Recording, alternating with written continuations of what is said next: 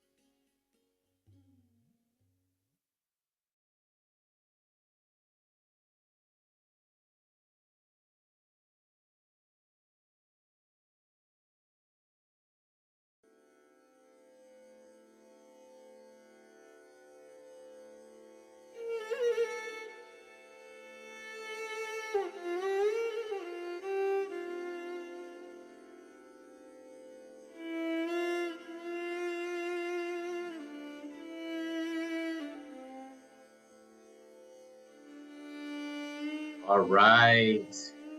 We're about to get today's webinar started. Thank you for joining from around the world. Kylie from Evansville. Thank you. Vasant Priyaji from North Carolina, Chapel Hill. Glad to have you with us. Teresa from Arkansas, Sonal Desai from Virginia, Raj G from Portland, Oregon, Janice from North Carolina, Carolyn from Austin, Texas, Shamla G from Detroit, Michigan, Urchana G from Virginia, and of course, we got our wonderful Phil Goldberg joining from the East Coast as well. Phil G, let's do a quick audio check. Yes, how does it sound? Am I okay? Wonderful, wonderful. All right, everyone. Let us get, oh, the recording is going.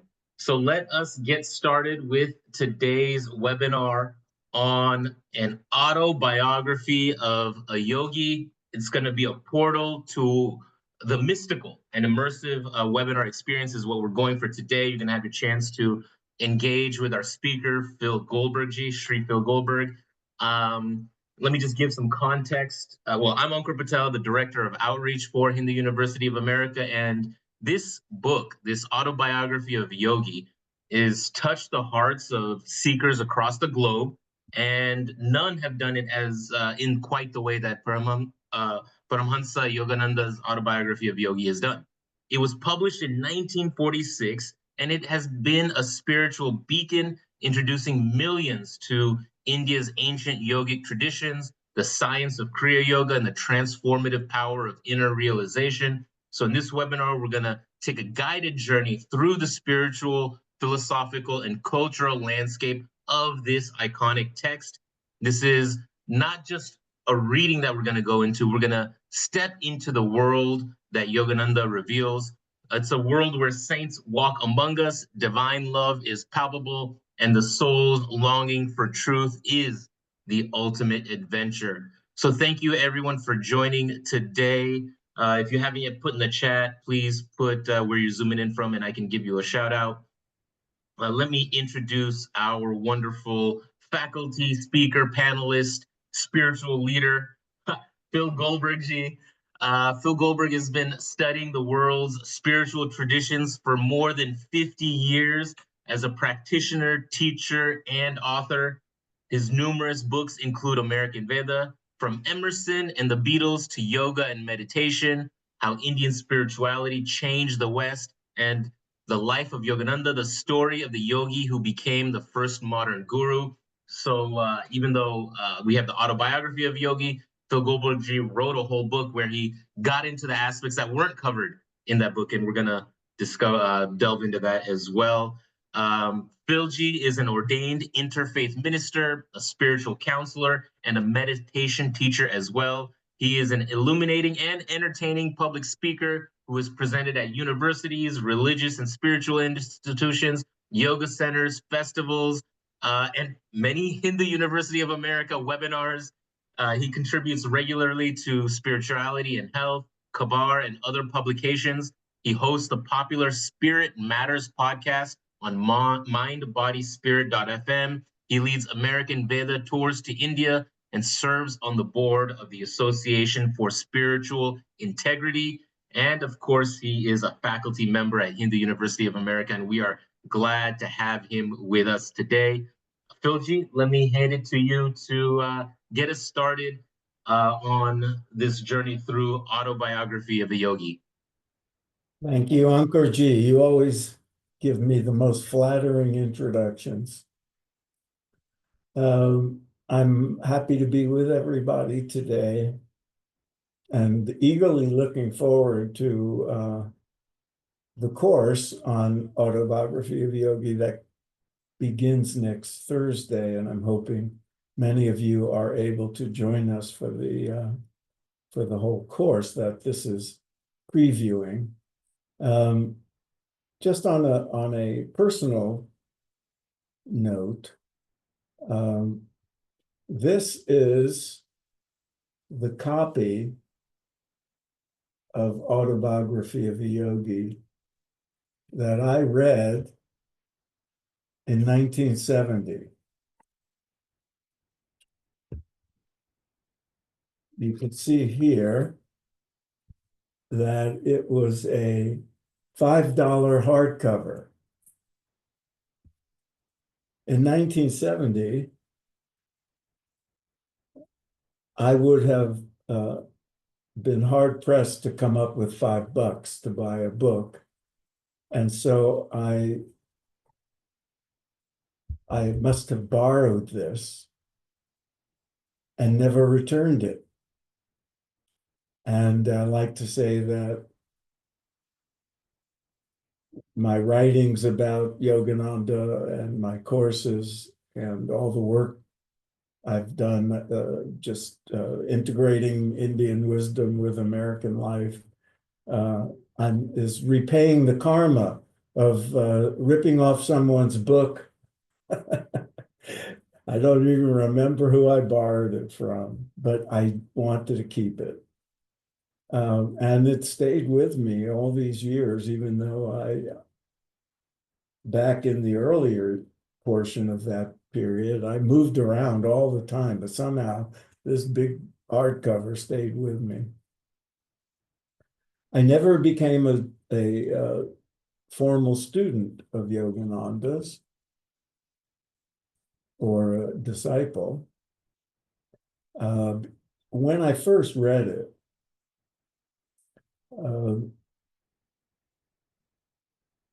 it was the early years of my own spiritual life, but I already had a meditation practice.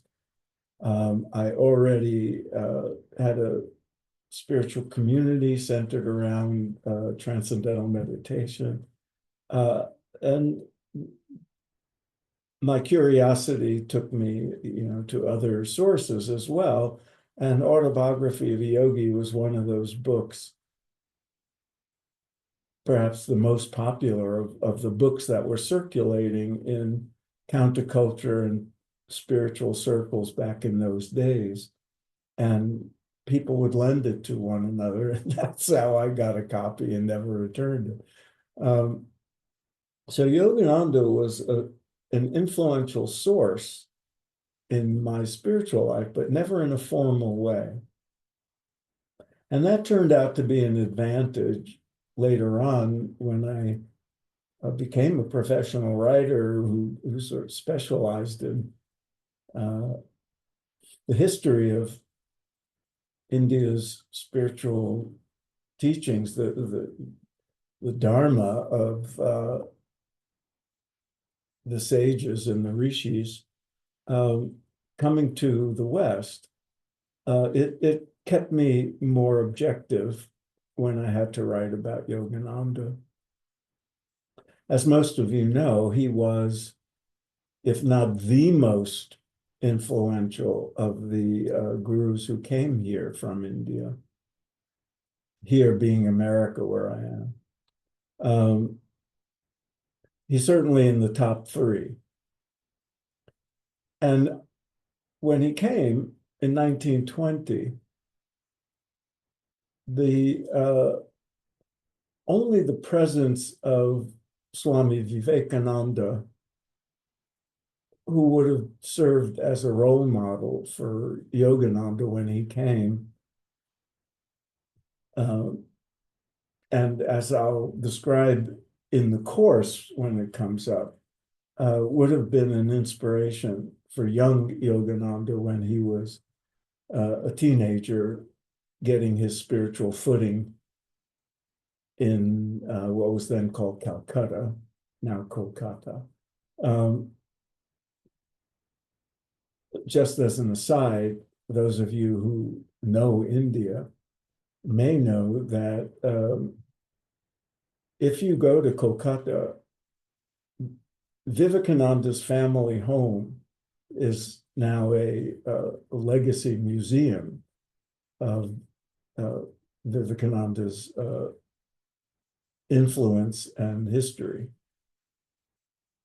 A short walk from there is the home where Yogananda's family settled when he was 12 or 13 years old, and where he spent his teenage and college years. And descendants of his family still live there. And I visited it a few times in people can go there. And so that the link between the legendary and seminal figure of Vivekananda lived on in Yogananda's life. And he followed in his footsteps when he came here in 1920. And he became the first of the important guru figures to settle here in America.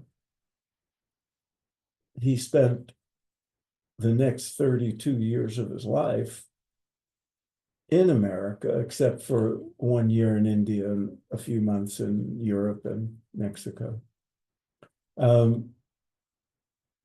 This is an important part of the story and an important feature of Hindu Dharma coming to the West.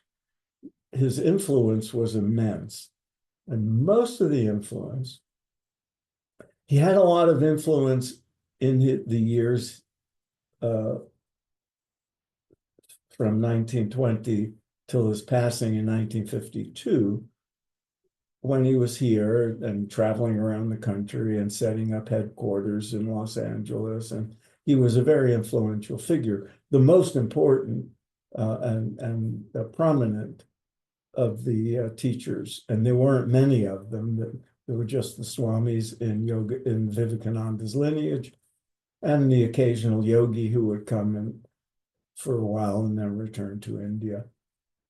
So his power, his influence was strong, but it became even stronger and more enduring because of this book, because of Autobiography of a Yogi, which was published just 6 years before he died, and which he labored over through the last years of his life when he was quite ill, or ill on and off. And he knew it would be the lasting legacy, and it turned out to be that. And I don't think there's any other book that illuminated the lives of people in the West especially, but other parts of the world as well, as much with respect to Hindu Dharma. No other book had the impact the Autobiography of a Yogi has had. And there's many reasons for it. And it's one of the reasons it's still being read in great numbers. And, you know, different new generations of seekers and Western yogis pick up on it and read it in different ways because of, you know, cultural changes and so forth. But there's something in it for everybody. One of the most interesting things about it to me is that I have now read it, I don't know, 10 times, 12 times. You know, I read it back in the day and it had an impact on me. And then as a writer and a researcher, I had to reread it and read it again. And then when I wrote about Yogananda in American Veda, which came out in 2010. And I became fascinated by his life as well as his impact on America. We don't know much about the lives of most renunciates. You know, Yogananda was a Swami. Like most of the gurus who came here, he was not a householder. He was a renunciate, and he took vows. And most of those people don't talk about their early lives or their personal lives very much, but he did more than most. And that's what makes his life even more interesting. But what I learned in researching American Veda was how much he left out of Autobiography of a Yogi about his life. Much of the autobiography is about other people and saints and scientists and legendary figures. And much of it is about India, Indian culture, and especially what we think of as Hindu Dharma, especially Vedanta, Kriya Yoga, the yogic traditions in general. If in this one book, if you extract out the personal life of Yogananda and his childhood and his parents and all that, and the other people he writes about, from Gandhi, because he spent time with Gandhi, and Rabindranath Tagore, and Anandamoy Ma, and Ramana Maharshi, and all the great figures of Indian history, but also scientists, and a lot of tales of unknown, lesser known yogis and siddhas who perform miracles. The book is filled with tales and miracles that people still argue whether they were real or not real. There's so much diversity in the book that people come away with it emphasizing certain things they read. But when you revisit it, and every time I teach this course for HUA, there's always people who have read it before, like me, and then are rereading it again for the course and finding new things that they didn't notice before. This has happened to me every time. And so one of the reasons I like doing the course is the interaction among the students, who each week we read a few chapters so that we go through the book beginning to end. And every week people discover something in the readings that other people didn't notice. And so there's great interaction and sometimes disagreement with how to interpret things. Different people respond to different parts of the book in different ways. But what I was starting to say is, if you extract all the other stuff from the book, all the tales and stories and so forth, and just put together the parts of the book, including long footnotes and so forth, about Vedanta philosophy and yoga and Hindu Dharma, you would come away with a nice, concise overview of what some people would call Hindu Dharma, some people would call Vedanta, some people would call Vedic wisdom, some people would call mysticism. It's all there in the spirit of one truth, many paths. And it's a great teaching. It's a great primer and a great orientation to the spiritual life, wherever you happen to be, whatever your chosen path may be, whatever your background. And I've met Christians and Jews who learned a lot about their own traditions from reading the book and from Yogananda's teachings. And of course, many people who became yogis and disciples of either Yogananda or other gurus, in large part because of reading this book. When I researched American Veda, I interviewed more than 300 people who were on spiritual paths that were influenced by India. And when I asked them what got them started, there were always a variety of factors. But if they mentioned a book, it was more likely to be Autobiography of a Yogi than any other book. And I found that interesting because it didn't start me on my spiritual path. That was already begun when I read it, but it enhanced it. It reinforced my convictions and showed me new angles on it. It also ignited a love affair for India. Well, I shouldn't say that. My love affair for India had been ignited already, but the glimpses into Indian life and Indian culture in the book there were many new ones for me, and just made me all the more determined to get there. So that's an overview of the impact the book has had, and the value of revisiting the book if you've read it before, and discovering it for the first time if you haven't read it before. There's something in it for everybody, and I've never discussed the book with anyone or taught about it,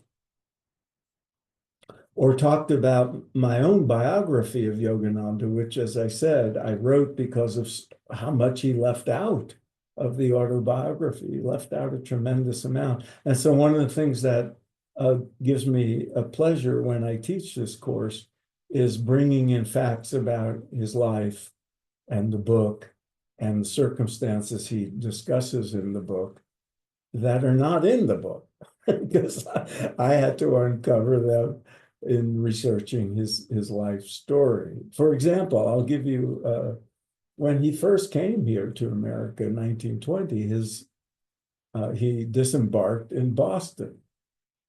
And the circumstances and everything we can hold off on, and they're not in his book. But he ended up spending the first 4 years or more, close to 5, of his time in America in Boston.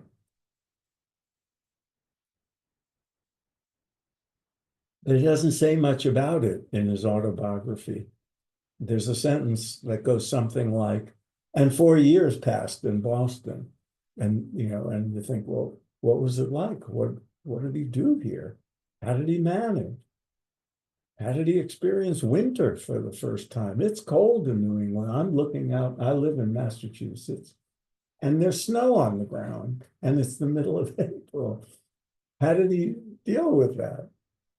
How did he deal with being a dark-skinned man with long hair and orange clothing on the streets of Boston when the Ku Klux Klan was dominant? All this he left out. And so I filled in the gaps, and I take great pleasure in bringing in fresh information when we go through the book in the upcoming course. So that's an overview. Ankar, why don't we open it up now for questions or whatever people want to talk about? Yeah, sounds great. Love the background as always.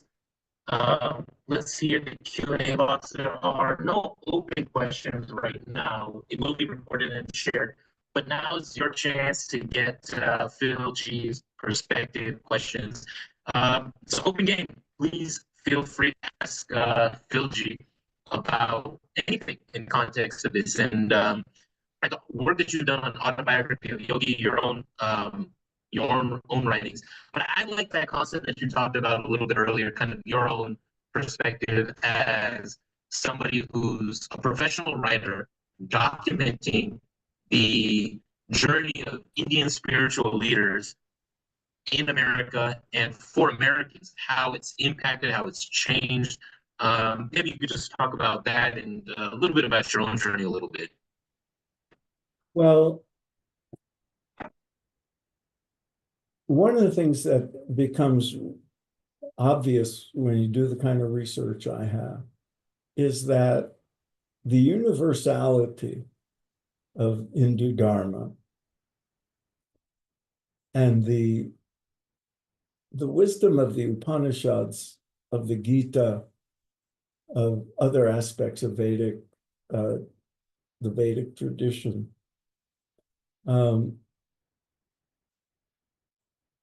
the universality becomes so obvious when you see that people in a very different culture, in a very different part of the world, like America, when Vivekananda came here in 1893, which happens to be the year Yogananda was born. This nice little coincidence there, or not. America was very different from what it is now. You know, it was a predominantly Protestant country. Catholics were relatively new citizens, and they were discriminated against. Jews were even newer, and most Americans had never met a Jew, or and Black people, it was just a couple of decades after the Civil War. It was a very different culture. And when Vivekananda came, no Americans had not met Indian people. And you could see that many Americans were hostile toward the person that they perceived of as, coming from a primitive culture and teaching the devil's religion or something. And there were always people who were hostile to foreigners, people who are different from them. And we see it today. I don't have to tell you about that. And it was even more so in 1893. And the same is true of Yogananda. He faced a lot of obstacles, even though the 1920s were a more modern era than the 1890s. As I said, the Ku Klux Klan was in ascendancy in those days. In Boston, Jews and Catholics were terribly discriminated against. Yogananda had to learn to adapt. He he shaved his beard on the way here because he was warned that he would stand out too much. But he never cut his hair, and he couldn't change the color of his skin or the things he taught. But he appealed to the open-minded Americans, as Vivekananda had done. And that's the story of these people coming here. They faced great obstacles, hostility, threats. Yogananda was essentially chased out of Miami, which was the deep South at that time. And at the same time, there were the open-minded Americans who couldn't wait to hear more about these teachings and wanted to learn whatever they could from them. And many became disciples, and many became friends of the gurus and supporters of the gurus, and they opened doors for them and helped them adapt the teachings to this different culture in this different time in history, where these teachings were new to people and either a threat or something to be learned and embraced and used to transform their own lives. These two kinds of Americans were present at all times, and they still are. And they were present in the 1960s and 70s when I was young and exploring these teachings, same as now. But one of the characteristics of the gurus who made an impact, all the swamis, all the yogis, all the yogacharyas and the gurus, the ones who had an impact were the ones who were skilled at upaya, at skillfully adapting the teachings to this new culture. So you see it in Yogananda, you see it in the autobiography, you see it in his teachings in the 1920s and 30s and 40s, how you could see it in the language he used, in the advertisements for his public lectures, what he taught, how he taught it, how he adapted the teachings to this new culture, to new technologies, to new language, to the values and customs of America. It brings out how universal these teachings are, that they appealed to a great variety of people in this culture. Some drawn to the teachings for religious reasons, some for secular reasons.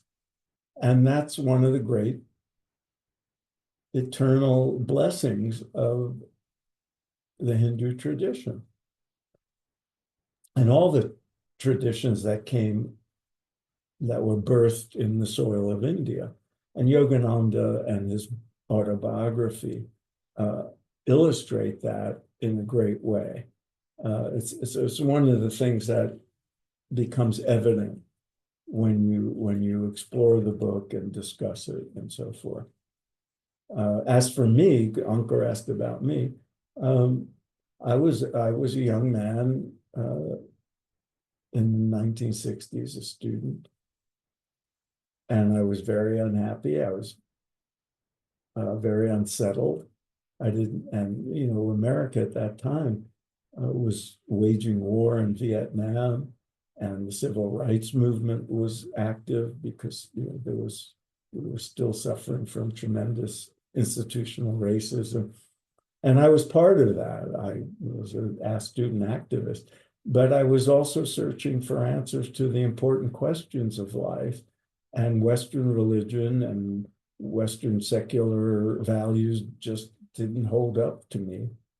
And when I learned through books, first other books before Autobiography of Yogi, when I read the Gita for the first time, when I read some of the great Western interpreters of Vedanta, like Aldous Huxley and Joseph Campbell and all these other people, it just turned me on. It lit a fire in me because it resonated with truth. And it was important to me at the time that it didn't conflict with reason or logic or the evidence of history or with science. And that's one of the features of Yogananda's book. As I said, there's a lot of miraculous stuff in the book, a lot of yogis with superpowers, with siddhis, a lot of what people would think of as miracles. And what I find when people read the book is that some people don't believe a word of it. They either think Yogananda was duped or naive, or that he was making up stories, or that he just repeated what he heard just to get our attention. But they love other parts of the book, and they value it very deeply, and it affects them personally. Other people love the miracles and wonders, and to them, they illustrate the powers of consciousness and what can come from the practices of yoga. And they can't get enough of those stories. And I find that fascinating because the same people embrace the philosophies and the teachings and bring them into their lives on their own terms. I know there's people who were raised in one Christian church or another, and if it was very conservative, they often broke away from it as young people, especially if they went away to college, and turned their backs on their own religion. And then they read Yogananda, who had a great fondness for Jesus and was a great explorer of biblical teachings. So and interpreted them in the light of Vedic philosophy and Vedic teachings, and had a very, his own interpretation of Jesus and Christian tradition and Christian teachings. And so a lot of people who abandoned their Christianity come back to it as students of Yogananda because of his interpretation of it. It's fascinating to me. I was raised by atheists who had no use for religion at all. But when I started to explore Vedic teachings, it didn't seem to, my my upbringing as a cynic of religion, it didn't offend that because the teachings were so rational and so, made so much sense. And when I read Yogananda, and I said, oh my God, he really likes Jesus. Maybe I'm missing something. So I read the New Testament and the Jesus, part of the Bible for the first time after having read the Upanishads. So to me, I remember reading it because Yogananda liked the guy so much. I thought, well, something must be there. And then I saw, to me, reading about Jesus was like, oh yeah, he was a guru. He had chelas and they gathered and his teaching seemed very consistent, with yoga and Vedanta. And that was the way I came to it. So, all this by way of saying, there's many, many ways that Yogananda and his autobiography have affected people. And I would wager that of everybody here, I bet some of you already have stories about the influence that reading the autobiography may have had. And if you took the course and went through the book chapter by chapter with the others, something would resonate, and you'd learn something new, and it would have, I hope, an impact on your own spiritual lives. I anticipate that happening to me yet again. Right on. No, wonderful elaboration. One concept I want to hone in on is upaya, right? Like being able to adapt and share knowledge in the particular conditions. You just kept on going on how that is at the core of what has made many of these gurus successful. And maybe just let me dovetail this into a question from Vijay Banda. He's just asking, how is Kriya Yoga importance for this book, right? The aspect of what do you teach, how do you teach it, how do you make it relevant, and then these different tools or tactics or practices like Kriya Yoga, how does that tie into it?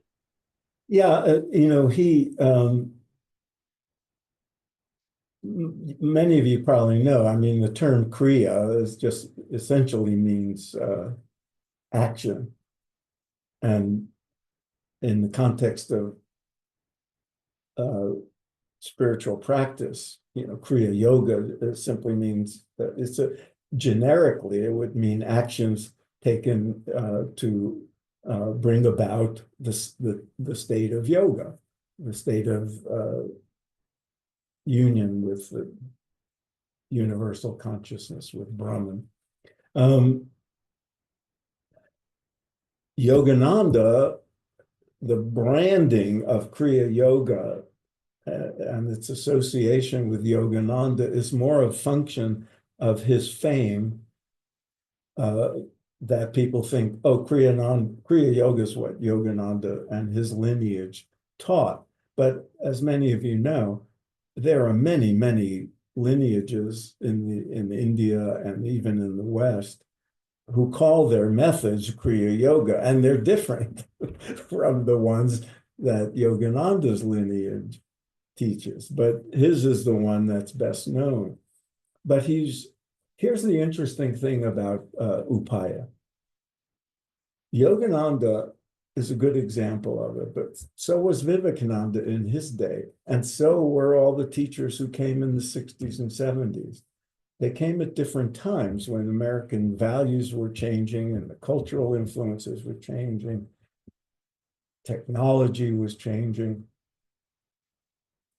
I remember going to see Maharishi Mahesh Yogi when he was at the height of his fame after the Beatles, and they were filming him and they were recording everything on these big reel-to-reel tape recorders. And now, of course, people would just be holding up their cameras and putting it online. Well, Yogananda had radio. That was the height of technology then. So he had a radio program in Los Angeles for a little while, conveying these teachings. But even before radio, or before radio became very big, one of the, sort of the height of communication technology was what we call mail order. And so at a certain point, when he started to become popular and famous, he realized as he went around America, more people wanted to learn not just the philosophy, but the practices that he taught.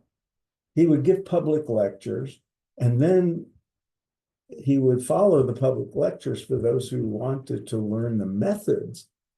He would follow it up with courses that people would pay for, where he would teach techniques. And then certain techniques would only be given in the name of Kriya Yoga initiation after somebody had been doing the preliminary methods for a while and were ready to take initiation, become Kriya bonds.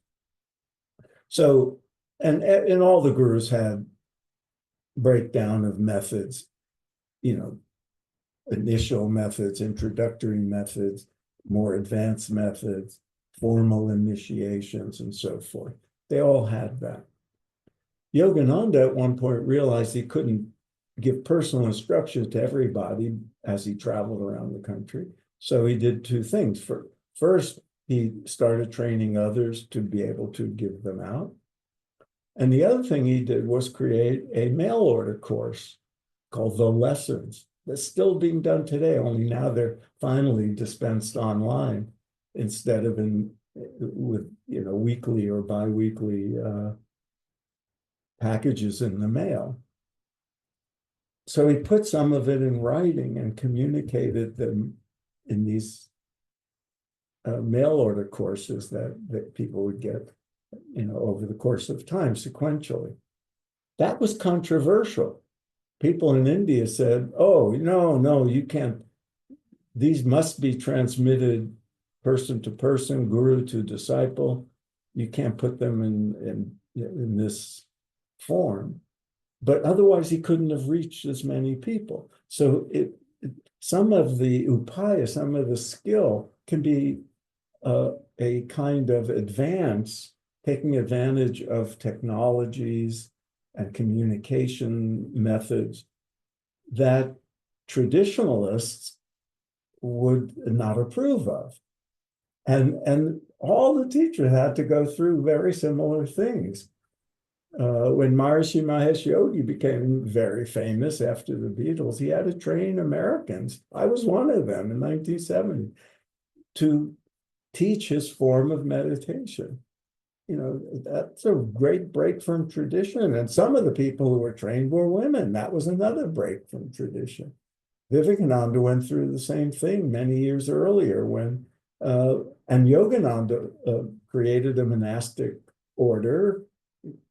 Some of the people close to him wanted to be renunciates. So he created a renunciate order, and some of the people who he ordained were women. And that was, that was, you could say, a great innovative, bold breakthrough, or you could say, oh, it's a terrible departure from tradition, depending on your perspective. And so, there it is. One of the things that I was impressed with Yogananda was when he went to Washington. He traveled a great deal the first 15 years or so of his time in America. And when he got to Washington, D.C., which was at that point as far south as he had gotten, he later would go to Florida. He found out that he couldn't give a public lecture that African Americans could attend. It was a segregated time. This is 1920s. And so he established a separate or a group, a separate organization just for African Americans in Washington, which, you know, to his credit, there's a wonderful picture of him with an all-black audience.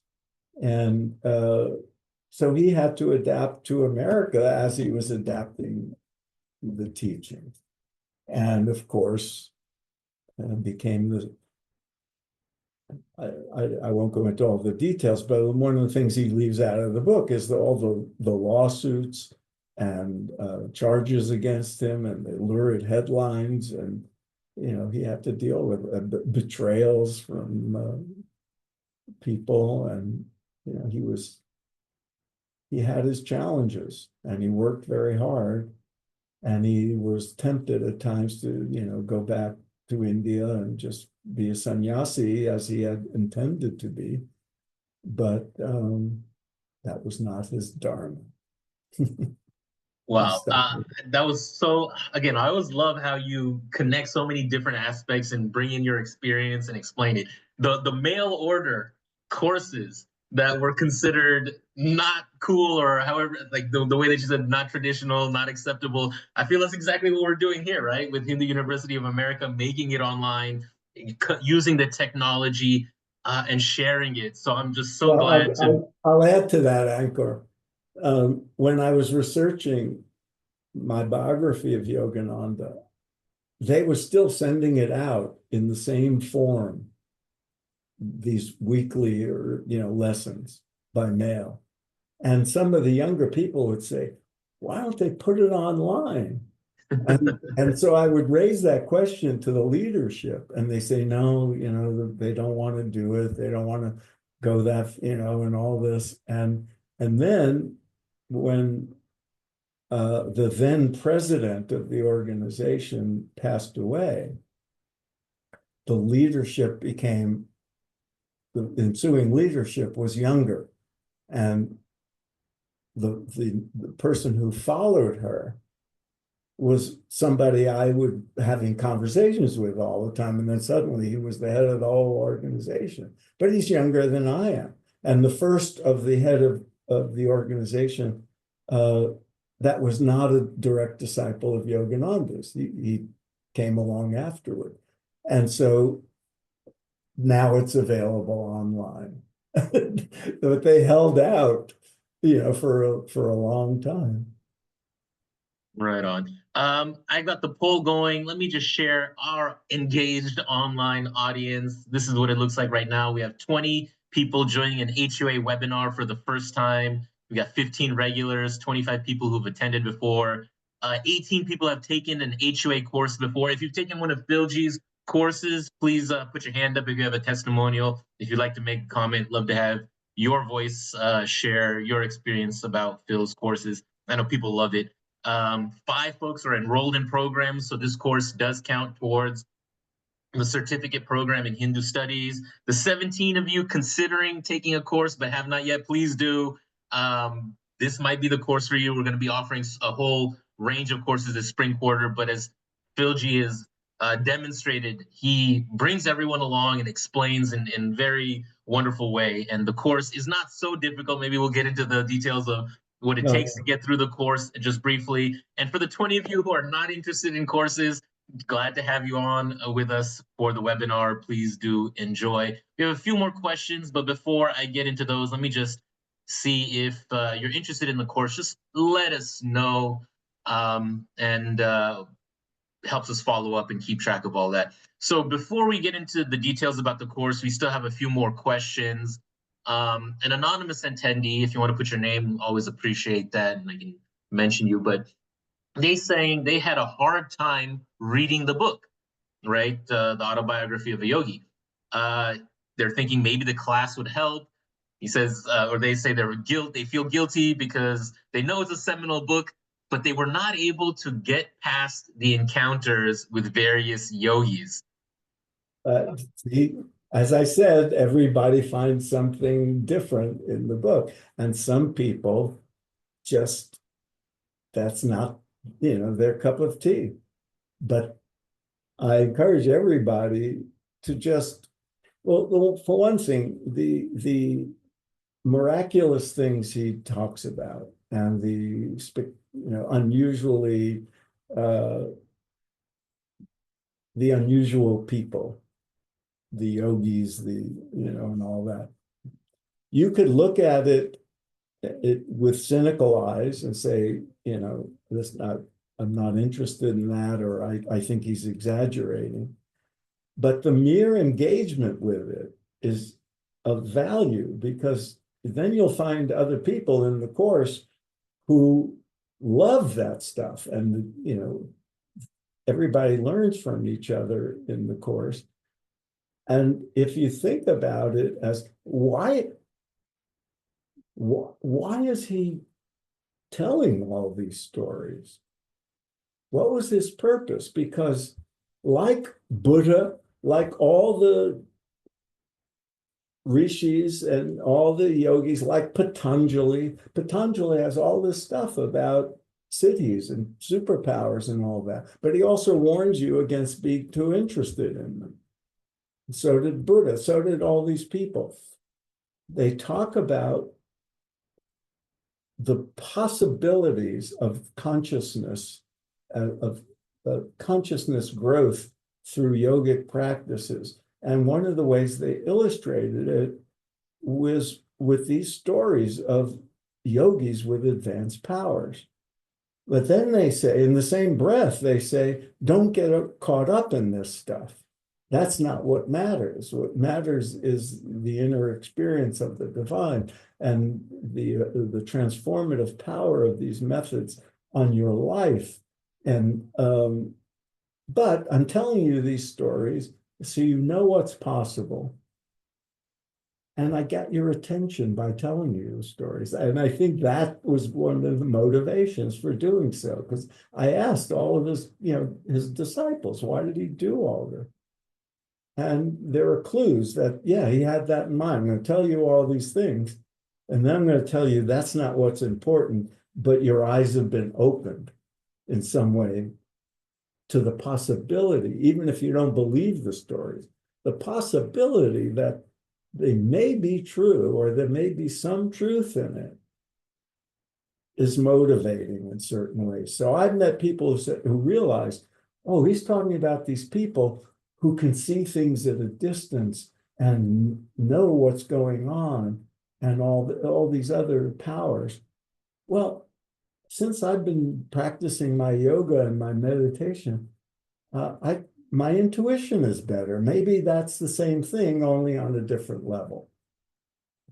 So I understand the other obstacle some people have with the book is, Yogananda wrote this in the 1940s.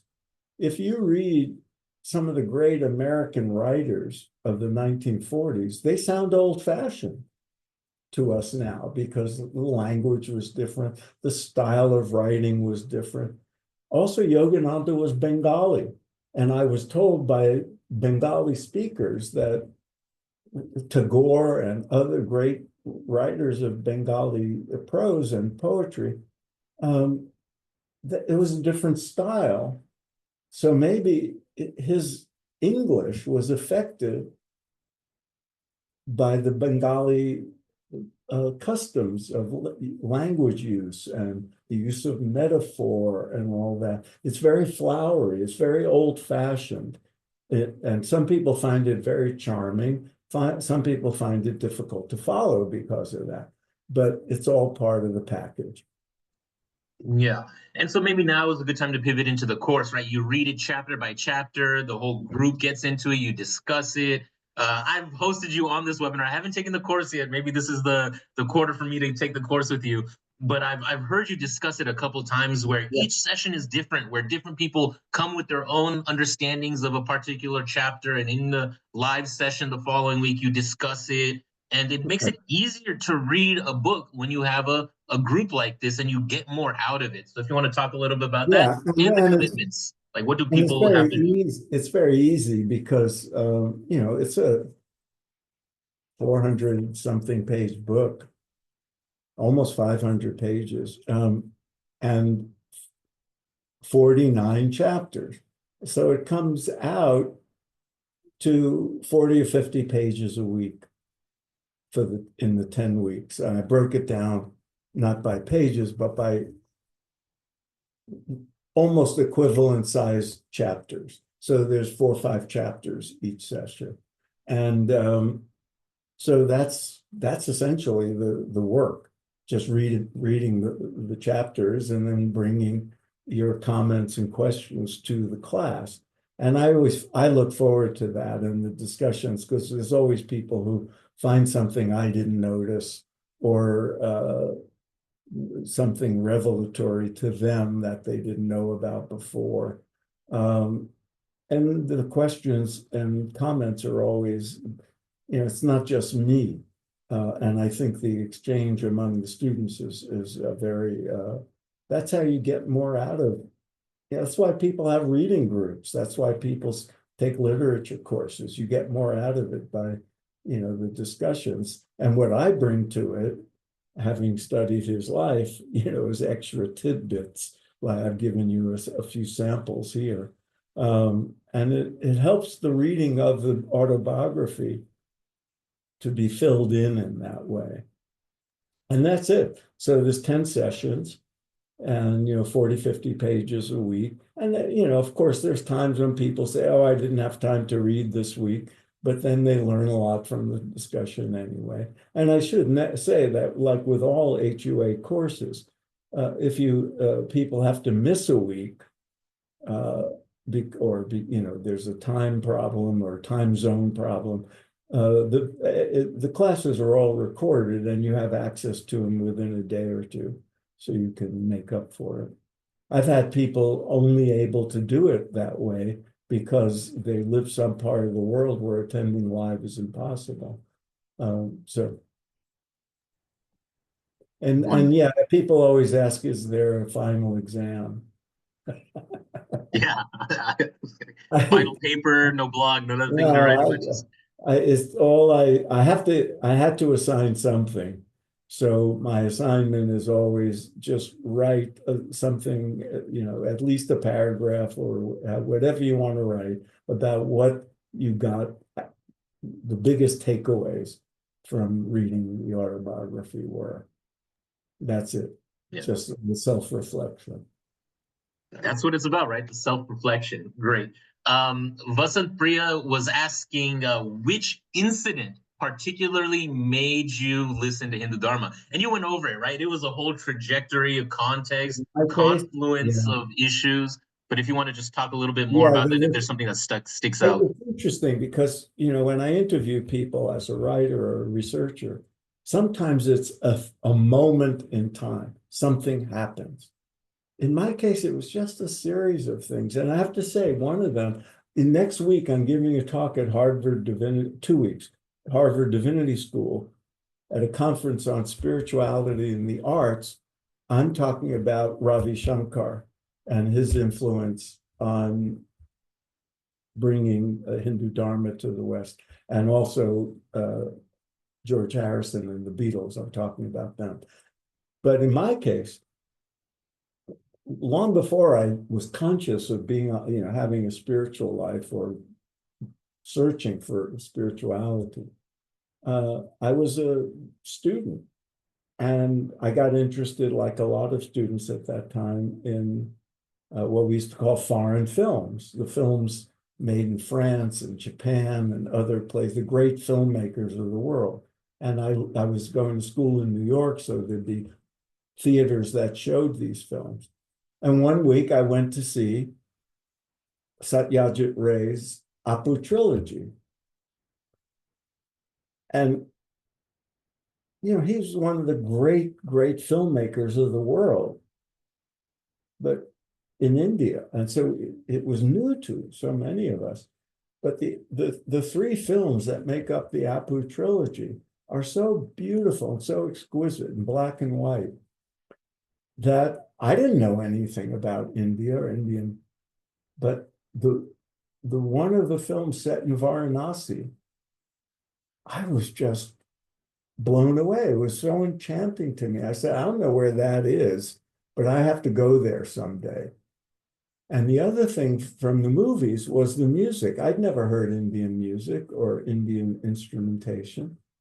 And the score, the sound of the music just stuck with me. And it turned out that Ravi Shankar had composed and played the music. And these were films made, early part of the 20th century, in the 50s, I think.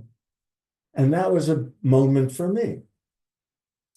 But it was one of a series of things. And it was, for me, mostly the books about.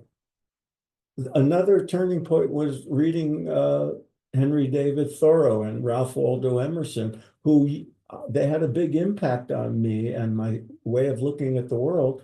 I didn't know they had been influenced by the texts coming into America from India. I learned that later. But Thoreau mentions reading the Bhagavad Gita, and that's the first time I heard of it. And at the time, I couldn't find a copy, which is very different from now. I have 15 translations in the bookcase behind me. Nice. Pivoting from that to Chetan Dave is asking, if Yogananda were to visit USA today, what do you think his impact would be? Greater or lesser? And in my context, I'm thinking, as you've demonstrated, it's an evolution. All these different folks have come and impacted the American public consciousness in a way that can't go backwards. It That's right. continues to change and evolve. So him coming now, does that mean that he didn't come then? And what kind of different, or just having him now, what would he do? So this is an interesting question, and please take it which way you would like to. It's hard to know. It's like people saying, if Babe Ruth were playing baseball now, or if Michael Jordan was playing, you can't say. But if you notice, when a major guru, very popular guru, comes to America now, he might get a good crowd, or she might, in the case of Amma, for example, they might get a good crowd.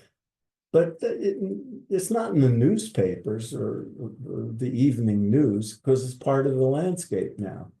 Whereas in the 60s and 70s, it was a very big deal.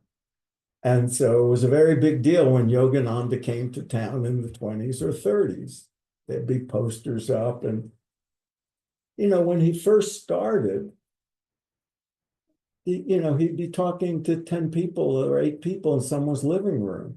And within a few years, he was filling Symphony Hall in Boston and things like that.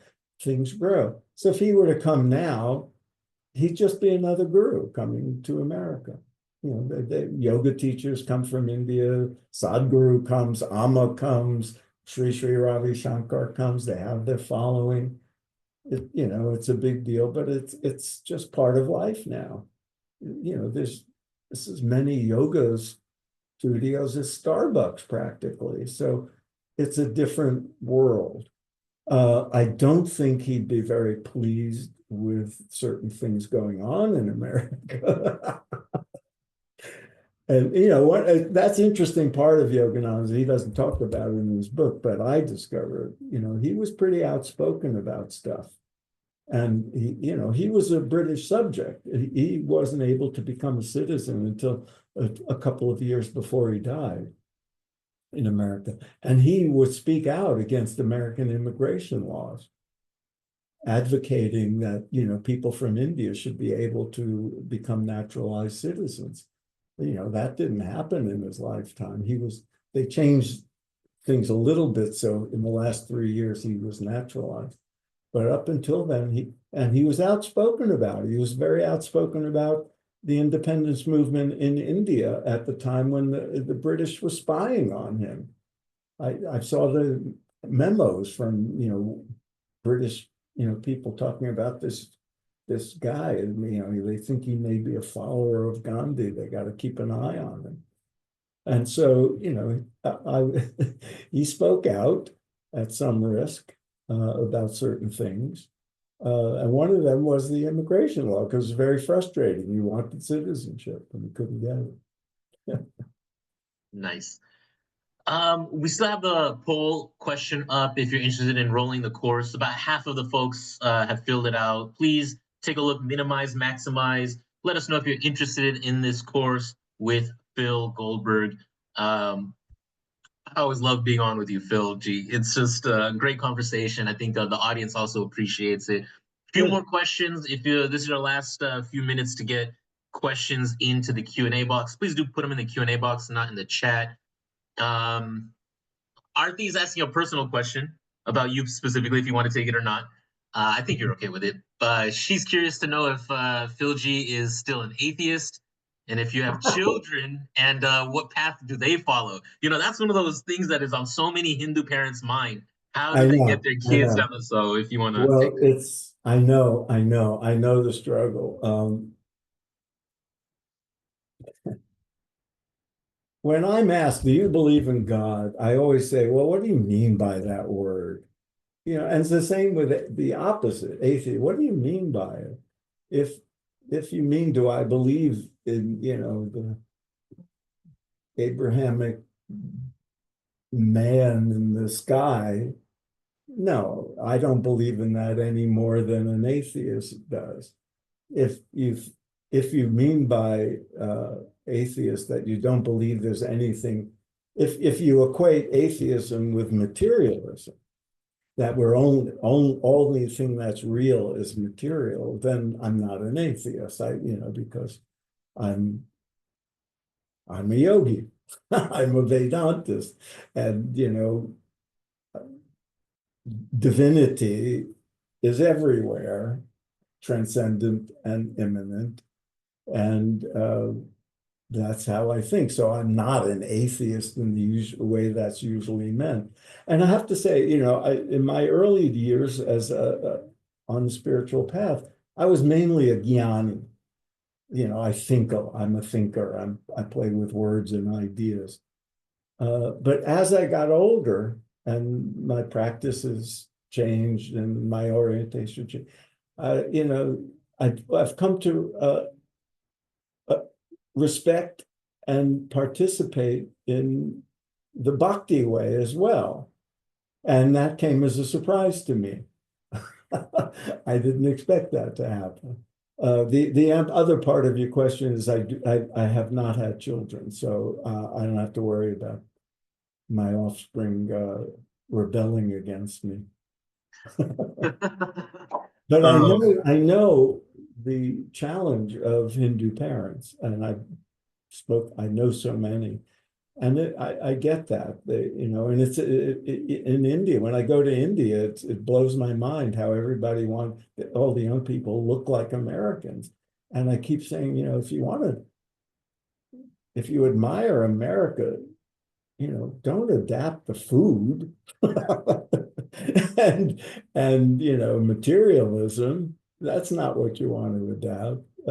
And I understand the challenge, but and to me, this question of upaya is critical. It's like you can't expect people in their 20s now to look at the traditional teachings the same way their parents or grandparents did. It has to be presented to them in ways that they see value. And that's certainly possible because, it's all there in the tradition. You know, maybe doing puja is, they don't understand why.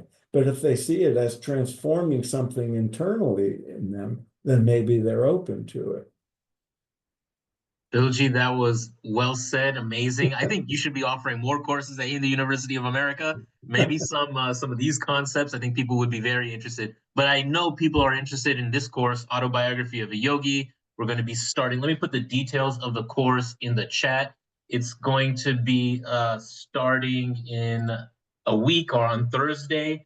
I think that's. Let me just put it in the chat, the link, so you can register. It's a $200 course. It's going to start on Thursdays.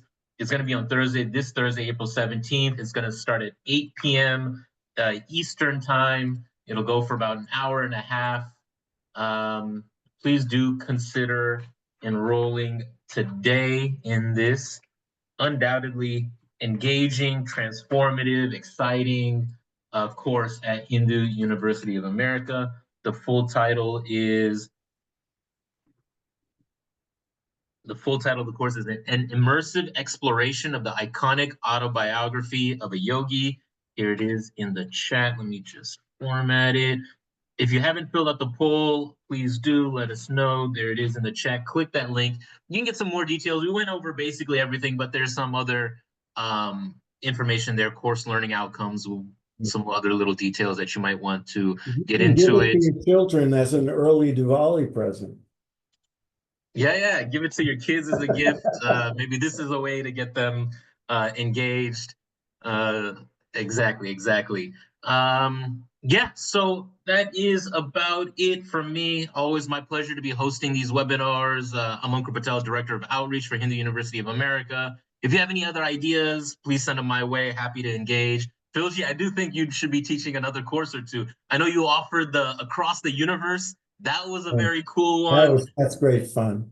And a few others. And happy to hear that you're going to be at the Harvard Divinity School in 2 weeks. Maybe if you send me some details, we can include that in our newsletter, share that as well. But I think that's going to be it for me. Thank you, everyone. Let me hand it to our faculty, our speaker, our wonderful Phil Goldberg. Let's hear from you. Closing thoughts. Well, I just appreciate every time I have an opportunity to interact with you, Encore. And I want to thank everybody who attended. I hope you learned something in the last hour. I hope we see you in the course itself. I can guarantee you'll get a lot out of it, or in some other future course, now that Encore's asking me to do more. But thank you all, and namaste.